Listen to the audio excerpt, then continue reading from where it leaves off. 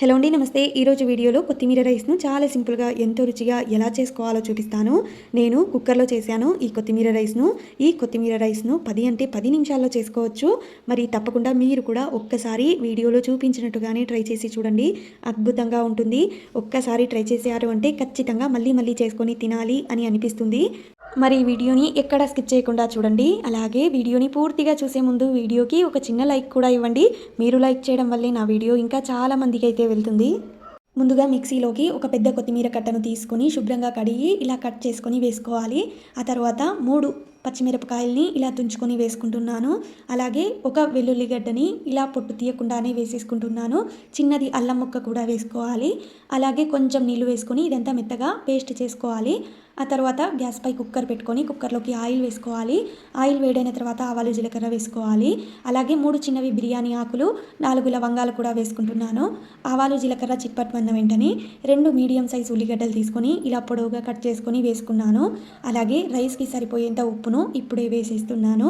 వేసుకొని ఇదంతా ఒకసారి బాగా కలుపుకోవాలి. అలాగే సగం టీ స్పూన్ పసుపు కూడా వేసుకొని ఉల్లిగడ్డలు కొంచెం కలర్ చేంజ్ అయ్యేంత దాకా మధ్య మధ్యలో కలుపుకుంటూ మాడకుండగా వేయించుకోవాలి. చూడండి, ఉల్లిగడ్డలు ఇలా కొంచెం కలర్ చేంజ్ అవ్వగానే మనం మిక్సీకి వేసి పెట్టుకున్నాం కదా, ఆ కొత్తిమీర పేస్ట్నంతా దీంట్లోకి వేసేసుకోవాలి. మీడియం సైజ్ మంట పెట్టుకోవాలి. ఇదంతా బాగా ఒకసారి కలుపుకొని కొత్తిమీరలో ఉన్న పచ్చివాసన పోయేంత వరకు మూత పెట్టుకొని మధ్య మధ్యలో కలుపుకుంటూ ఆయిల్ తేలేంత దాకా మగ్గించుకోవాలి.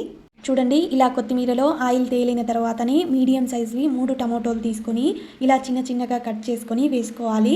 వేసుకొని ఇదంతా కూడా బాగా ఒకసారి కలిసేలాగా కలుపుకోవాలి.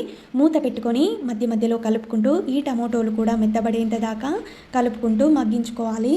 ఇప్పుడు మూత తీసి చూద్దాం. చూడండి, టమోటోలు కూడా ఇలా మెత్తబడి పైన అంతా ఆయిల్ తేలింది కదా. ఇప్పుడు ఇదంతా ఒకసారి కలుపుకోవాలి. కలుపుకొని నేను 1/2 kg రైస్ తీసుకున్నాను. 1/2 kg రైస్ని ఒక అరగంట ముందే శుభ్రంగా కడిగి నానబెట్టుకున్నాను. ఈ బియ్యం నానబెట్టిన నీళ్ళు ఉన్నాయి కదా, ఆ నీళ్ళని కూడా నేను దీంట్లోకి వేసేసుకుంటున్నాను. వేసుకొని అంతా ఒకసారి బాగా కలిసేలాగా కలుపుకోవాలి. బియ్యాన్ని ఒక గిన్నెలో కొలుచుకోవాలి. కొలుచుకొని ఒక గిన్నె బియ్యం ఉంటే 2 గిన్నెల నీళ్లు వేసుకోవాలి. కరెక్ట్గా 2 గిన్నెల నీళ్లు వేసుకుంటే అన్నం పొడి పొడిగా చాలా బాగా వస్తుంది. ఇప్పుడు ఉప్పు సరిపోయిందో లేదో ఒకసారి చూసుకొని కుక్కర్ మూత పెట్టుకొని మీడియం సైజ్ మంట పెట్టి 2 విజిల్స్ వచ్చేంత దాకా ఉడికించుకోవాలి. ఇప్పుడు మూత తీసి చూద్దాం. చూడండి, రైస్ అయితే రెడీ అయిపోయింది. చూస్తుంటేనే నోరూరుతుంది కదా. చాలా అంటే చాలా సింపుల్గా చేసుకోవచ్చు. చాలా రుచిగా కూడా ఉంటుంది. తప్పకుండా ఒకసారి ట్రై చేయండి. అలాగే ఇలాంటి ఇంకెన్నో మంచి మంచి వంటల వీడియోల కోసం ఇప్పుడే మన ఛానల్ని సబ్స్క్రైబ్ కూడా చేసేయండి. వీడియోని చూశారు కదా, వీడియో నచ్చితే ఒక చిన్న లైక్ కూడా ఇవ్వండి.